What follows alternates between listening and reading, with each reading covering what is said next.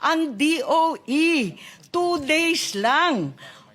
Tama ba yun? Parang wala kayong urgency sa katawan, ayos lang. Can you please explain the rationale for this madness? At nagagalit ang tao, 2 araw lang kayo magtatrabaho sa harap ng krisis?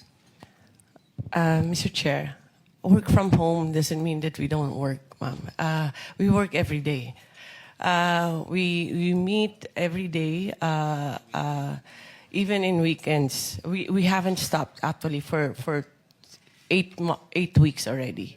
Yan kasi Hindi po- sinabi ninyo kanina na yung i-accelerate yung approvals. Ang daming nagre-reklamo. Wala daw silang mahagilap sa DOE, PNOC for the approvals of contracts, for the approvals of different projects. Walang tao. 2 araw lang. Di nila alam kung sinong papasok, sinong hindi.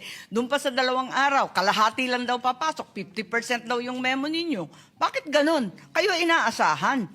Namamatay na yung tao ng gutom, hindi na makapaghanap buhay. Wala nang ani, wala nang pagkain. At ang DOE ay nagbabakasyon. Tama ba yun? Mr. Chair, hindi po nagbabakasyon ng DOE. I mean, we work from 8 up to 8 in the evening, doing meetings and doing everything that we can do just to keep our country sufficient in supply and monitor the prices. All of them are working even harder now than we kahit ano. Dapat lang. But how does DOE manage the crisis if half of its personnel is away? Kahit i-zoom mo pa yan nakatakot-takot, kung nangangalahati lang at 2 araw lang, yan lang talaga maaasahan. Anong klase yan? Lahat ng gobyerno, 4 na araw. Ang sabi ng Pangulo, 4 na araw. Ang private company, wala ngang tapang na magsara kahit 1 araw sa nervyos dahil ang sama ng kalagayan natin. Bakit kayo 2 days? 2 days, ma'am, because we are aware that we have to save energy and electricity in this. From the get-go, we wanted to push. Sa sobrang saving naman ninyo, Secretary Garin, hindi naman yata tama na walang pumapasok yung mga oil stakeholders, lahat ng umaasa na makabili ng mas murang langis, walang mahagilap sa DOE. Wala raw katao-tao sa PNOC. Wala daw tao sa ERC. Ano ba ito? Mr. Chair, the bureau that's OIMB, that's downstream, that's there all the time, even on weekends. PNOC is there also. ERC is there also. All the personnel na dapat nag-handle ng mga frontline natin, nandyan, Mr. Chair. Those that are not in the office are continuously working. These are all, we have had a system of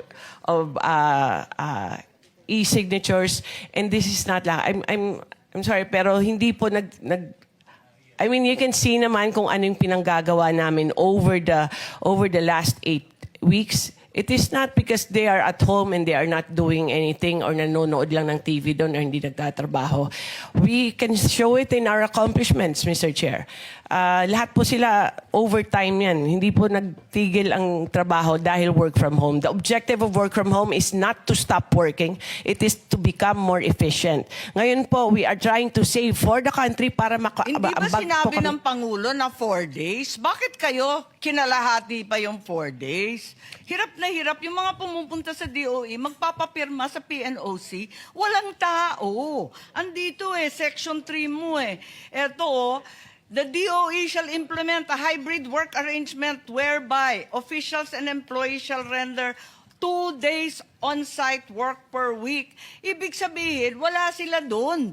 Sino naman ang magtatrabaho? Sinong pipirma? Sinong kakausapin? Sino mag-a-approve ng kinakailangan natin kapag ganyan? Kaya pala, pag nagtatanong kami, wala na kayong sinabi, kundi pag-aaralan, i-review, babalikan, pagmimitingan. Kasi nga, 2 days a week.